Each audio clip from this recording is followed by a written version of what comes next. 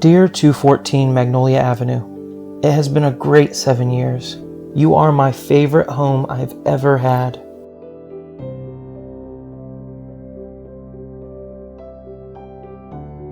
I loved waking up with light coming through two sides of the bedroom and unwinding in the evening looking out into the Charlotte night skyline. My favorite things about you?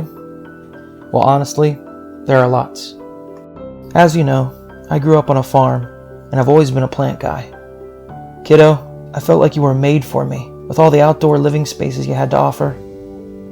It was so amazing to have a container garden in the city, little slices of green that were all mine, a shady outdoor reading nook with ferns to hide from the afternoon sun with the cats, a bright sunny cafe terrace off the bedroom with roses to enjoy my morning coffee with the rising sun, and a rooftop space with magnolias and wisteria to watch the night skyline and have a glass of wine with friends. Sometimes it felt like living in a park, or like I was hanging out in Peter Pan's treehouse. I loved how great the flowing floor plan on the ground level was for gathering friends. People could mingle and separate and come back together in different groups in different areas, help out the chef cooking in the kitchen, then head over to play board games in the living room. How many nights did we spend sitting around the coffee table playing board games? We must have settled Catan 1,000,000 times over. Cowards may die 1,000 deaths, but I think Mr. Body of Clue Manor probably topped them. You were built for entertaining, and we entertained a lot on the rooftop, you and me. Classy cocktail parties, ringing in the New Year's with champagne, catching glimpses of the fireworks. And it wasn't only classy fun either.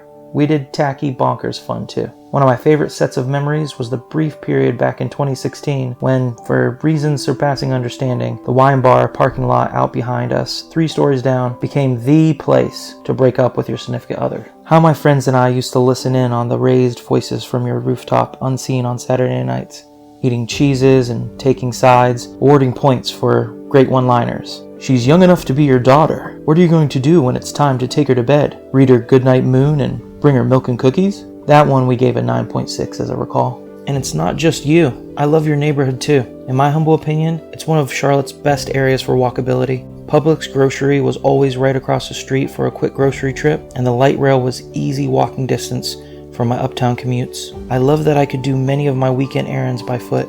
You had a Lowe's right around the corner, a vet 2 minutes away, and a post office outlet and Cannon Pharmacy just up the street.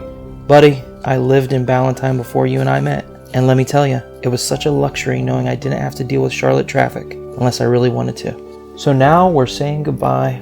I have a confession. I admit it's a little shallow, but my absolute favorite thing about you was having guests over for the first time. Them stopping in the entryway, looking around and inevitably saying, "Wow, this place is so cool." That was all you, buddy. You are cool and unique. The floating staircases, the floor-to-ceiling windows, how flooded with light you were, how you managed to give a modern and retro vibe at the same time. I liked how, when I was with you, I always had the nice place, or, the cool place, where everyone wanted to hang out. I think sometimes envy can be a little gratifying when the little green monster is directed your way. I hope I didn't let it go to my head too much. I'm gonna miss you, old friend. All those stairs? No worries.